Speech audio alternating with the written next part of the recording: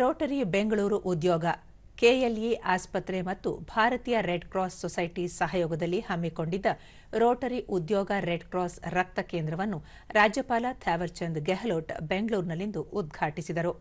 ಈ ವೇಳೆ ಭಾರತೀಯ ರೆಡ್ ಕ್ರಾಸ್ ಸೊಸೈಟಿ ರಾಜ್ಯ ಶಾಖೆಯ ಸಭಾಪತಿ ಬಸ್ರೂರ್ ರಾಜೀವ್ ಶೆಟ್ಟಿ, ಉಪಾಧ್ಯಕ್ಷ ಭಾಸ್ಕರ್ ರಾವ್, ಕೆಎಲ್ಇ ಸೊಸೈಟಿ ಅಧ್ಯಕ್ಷ ಪ್ರಭಾಕರ್ ಕೋರೆ, ಪ್ರಧಾನ ಕಾರ್ಯದರ್ಶಿ ಉಮಾಕಾಂತ್, ರೋಟರಿ ಇಂಟರ್ನ್ಯಾಷನಲ್ನ ಜಿಲ್ಲಾ ಗವರ್ನರ್ ಎಲಿಜಬೆತ್ ಚೆರಿಯನ್ ಮತ್ತಿತರರು ಉಪಸ್ಥಿತರಿದ್ದರು. ಬಳಿಕ ರಾಜ್ಯಪಾಲರು ರೋಟರಿ ಬೆಂಗಳೂರು ಸೇರಿದಂತೆ ವಿವಿಧ ಸಂಸ್ಥೆಗಳ ಸಹಯೋಗದ ಜಂಟಿ ಪ್ರಯತ್ನ ಸಮಾಜದ ಬಗೆಗಿನ ಬದ್ಧತೆ ಮತ್ತು ಸೂಕ್ಷ್ಮತೆಯನ್ನು ಪ್ರದರ್ಶಿಸುತ್ತಿದೆ.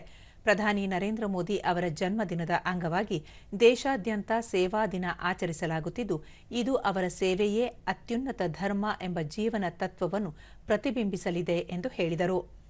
ವಿಪತ್ತು, ರೋಗ ಮತ್ತು ಬಿಕ್ಕಟ್ಟಿನ ಸಮಯದಲ್ಲಿ ರೆಡ್ ಕ್ರಾಸ್ ಸೊಸೈಟಿ ಸಮಾಜದ ಅತ್ಯಂತ ಶಕ್ತಿಶಾಲಿಯಾಗಿ ಕಾರ್ಯನಿರ್ವಹಿಸುತ್ತಿದೆ. ರೋಟರಿ ಇಂಟರ್ನ್ಯಾಷನಲ್ ಶಿಕ್ಷಣ, ನೈರ್ಮಲ್ಯ, ಆರೋಗ್ಯ, ಪೋಲಿಯೋ ನಿರ್ಮೂಲನೆ, ಕುಡಿಯುವ ನೀರು, ಪರಿಸರ ಸಂರಕ್ಷಣೆ ಮತ್ತು ಸಮಾಜದ ಉನ್ನತಿಯಲ್ಲಿ ತೊಡಗಿಸಿಕೊಂಡಿದೆ.